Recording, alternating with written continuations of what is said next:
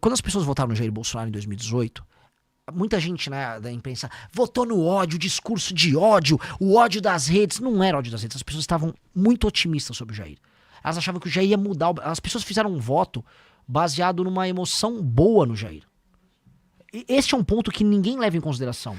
Eu concordo, eu acho que sim, é até difícil discordar disso, mas também teve uma parcela interessante de antipetismo, não teve? Teve. Mas assim, eles pegaram o eleitor do antipetismo. É que o lance todo é o seguinte: o eleitor antipetista. O cara que votou por antipetismo, ele simpatizou ainda por cima. É mais do que isso. Eu vou dar um exemplo. Tá. Eu sou um antipetista por natureza. Tá. Em 1989, eu fui com meu pai no final do Brasileirão, ver o São Paulo e Vasco. Você é vascaíno? Eu sou Mengão. Ah, você é Menga, então tá tudo bem. Tá. Porque a gente é do União do Punho Cruzado, né? Pois bem, o São Paulo perdeu pro Vasco, gol do Sorato na final, e eu fui lá, como hoje um sofredor que é um São Paulino, fui assistir o meu time perder. E o Lula tava lá, fui torcer pro Vasco. Aí meu pai mostrou o Lula, eu xinguei o Lula, mandei o Lula tomar naquele lugar, que eu já, né, enfim. Então minha família sempre foi antipetista. O antipetista nunca teve um candidato antipetista pra votar. Tipo, esse aqui é o meu cara. A gente votava porque a gente tinha medo do PT. O Fernando Henrique foi um bom presidente. Mas as pessoas vão falar, aqui é FHC. Nunca existiu isso. Quando veio os anos 2000, aí você tinha que votar assim. Aécio, Alckmin, Serra. Quando o MBL surge, e acho que esse é o grande mérito nosso, a gente falou, cara, você tá cansado de perder. Você tá cansado de ver o Lula ganhar e roubar e nada acontecer, escândalo de mensalão, petrolão. Cara, vamos derrubar esses caras. Vamos parar de perder. Mas vamos derrubar na regra do jogo, vamos fazer as maiores manifestações. E aí esse eleitor começou a ter Lava Jato, manifestação. Então esse eleitor que ele tinha uma coisa política negativa, de negação ao PT, ele começou a ficar, vencendo, 2, otimista. Pô, vamos tirar esses ladrões, o Brasil vai melhorar, o Brasil vai dar certo, o Brasil vai porrar. Pô, vamos lá. Então a galera entrou numa vibe otimista. Quando você fica muito otimista, o que acontece? Em tudo na vida, você fica meio otário também. Você abre suas defesas, porque você tá otimista, e alguém pode te levar a erro.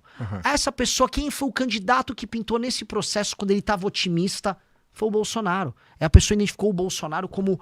Pô, ele é que nem eu, ele quer matar os vagabundos, ele não é ladrão, ele tá apontando o dedo pros corruptos, ele é carismático, ele faz arminha. Eu acho que a construção desse cara também... Porque assim, quando a gente tá falando de um ponto em 2018, né? É claro que tem uma construção que vem antes, tem todos os escândalos, é a história que você estava contando. E o Bolsonaro, ele vem construindo uma reputação que essa, pra mim, é a maior mistério, é uma reputação de mito.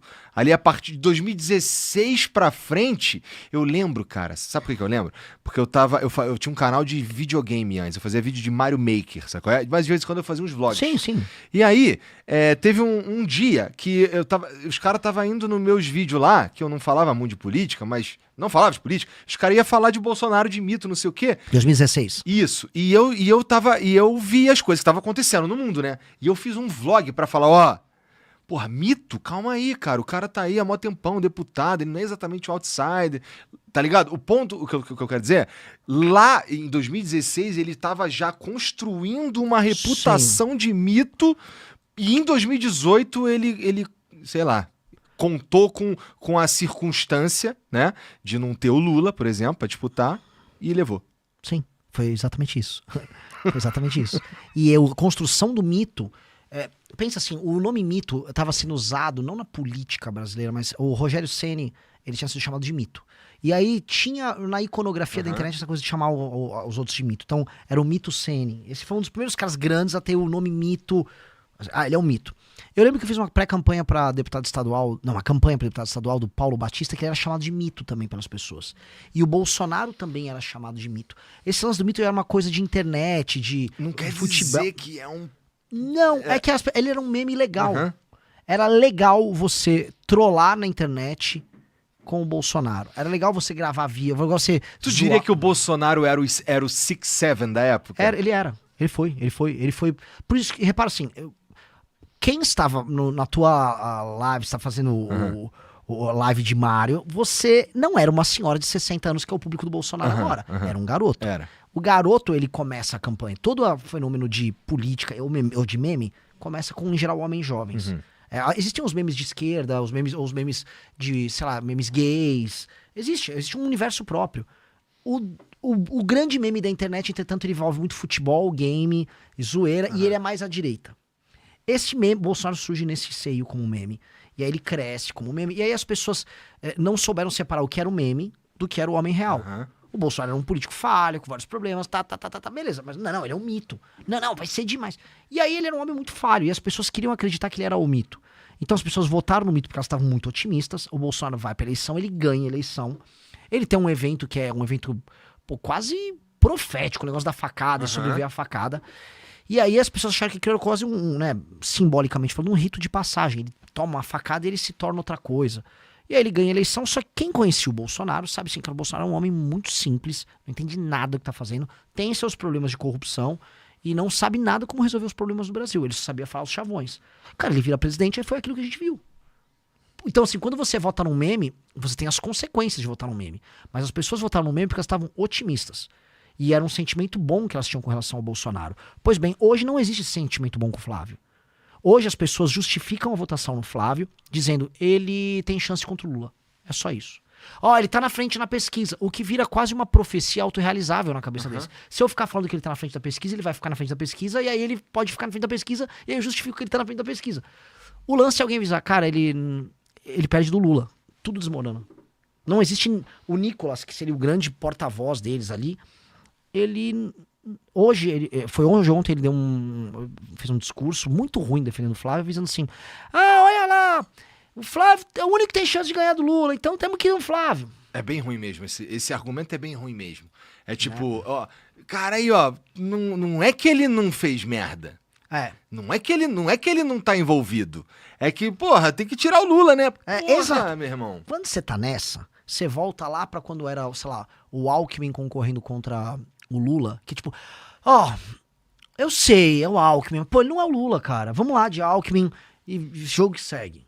Sabe, você não tá com aquela energia. E o que acontece quando vai assim? Você perde, porque o PT, não nessa eleição, mas o PT costuma ter uma militância, uma baita de uma energia. O que tá acontecendo agora, inclusive mesmo, Renan? Eu tô sentindo... É porque ainda não começou a campanha?